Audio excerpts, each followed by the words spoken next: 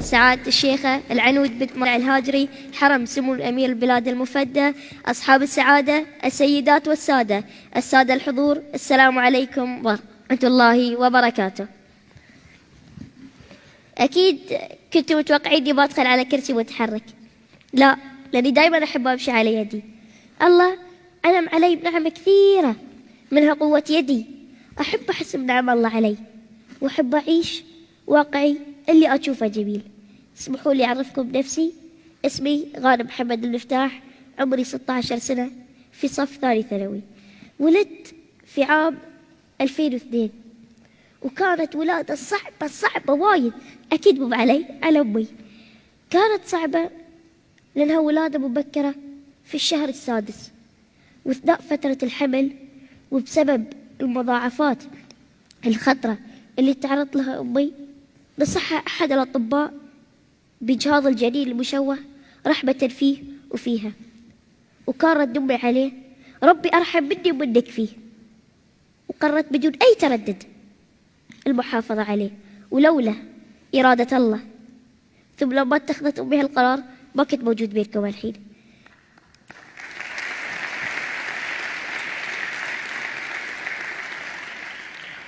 أكيد تتساءلون وين دور أبوك يا غانم؟ أبوي هو مصدر قوة لأمي بعد الله، ورد عليها بكل ثقة بعد ما بلغته بأنها حامل بابنها المشلول. أنا رجله اليمين وأنتي رجله اليسار، وابتدت الرحلة مع إعاقة نادرة تسمى متلازمة التراجع الذيلي، فاقد ل3 أرباع عظام جسمي، لكني أملك نعمة عظيمة، نعمة الإدراك. عندي مشاكل صحية كثيرة في كل أجهزتي الداخلية، مشاكل في النوم، في التنفس، في الأكل، في الحركة. وكل ما أكبر تكبر هالمشاكل وتزيد، لكن بعد يكبر فيني الأمل ويزيد.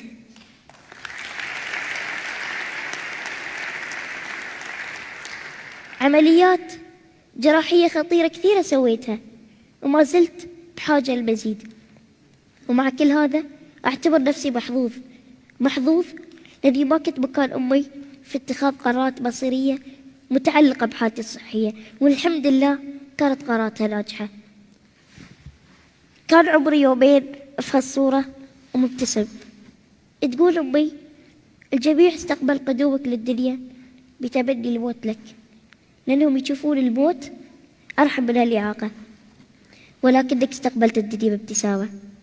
ويدتي كانت من بين الناس اللي تمنوني الموت رفقا بي بأمي، واليوم يدتي دائما تعرف نفسها بجدة غانم حبا وفخرا. خذتني أمي للبيت، وما كانت تعرف شلون تتعامل معاي لخطورة حالتي الصحية وصغر حجمي. كانت تشيلني على المخدة لما ترضعني، خوفا على أحشائي الداخلية، لأن ما كان حوالي أعظام تحميها.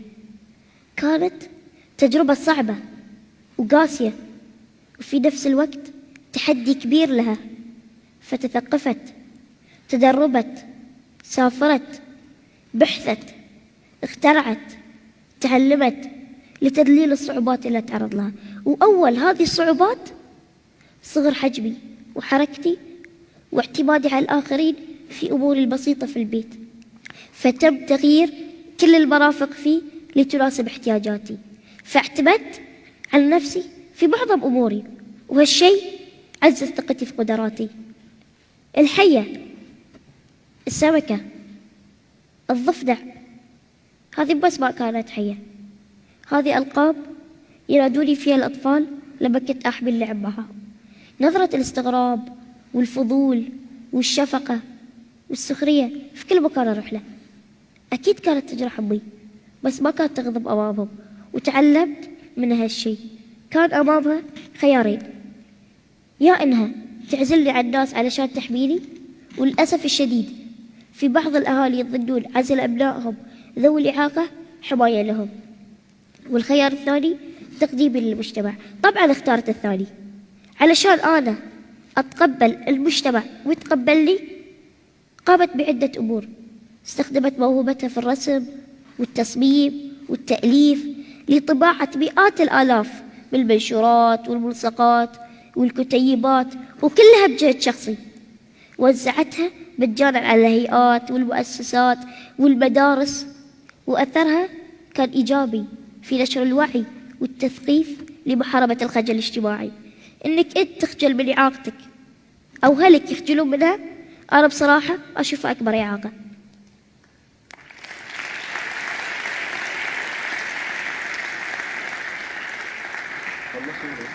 من التجارب الجميلة اللي تعلمت فيها معنى العطاء والتواصل وقيمة الكلمة الطيبة وأثرها على الأشخاص ذوي الإعاقة والمرضى، كنت أزورهم شهريا مع أمي وأقدم لهم الهدايا البسيطة. أذكر في يوم من الأيام أحد المرضى تقول: أول مرة تشوف معاق يعطي، دايما متعودين عليهم ياخذونهم وأسرهم.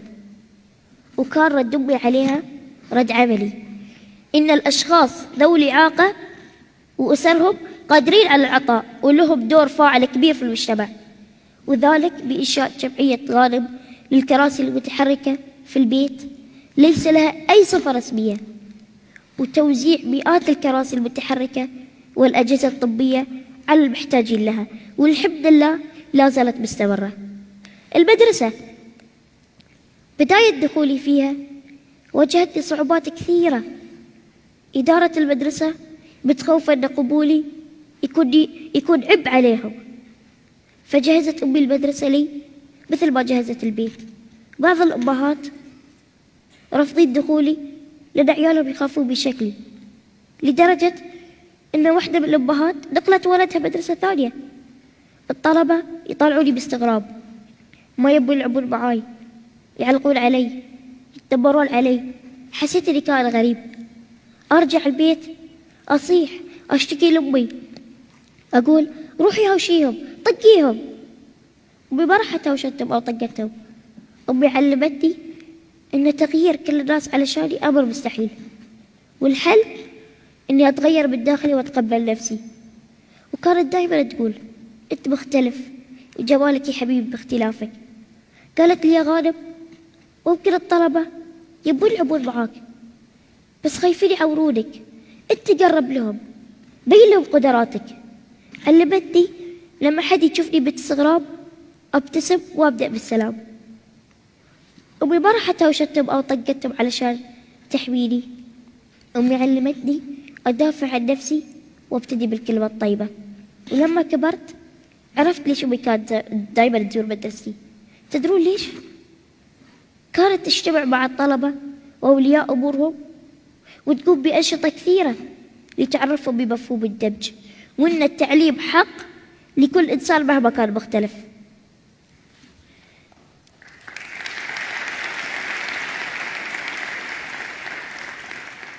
في هذه الرحلة اللي ذكرت لكم بكل صعوباتها ومعوقاتها وبذكرياتها الجميلة، جهد كبير بذلوا أسرتي فيها في إعدادي وتأهيلي وتدريبي وتعليمي.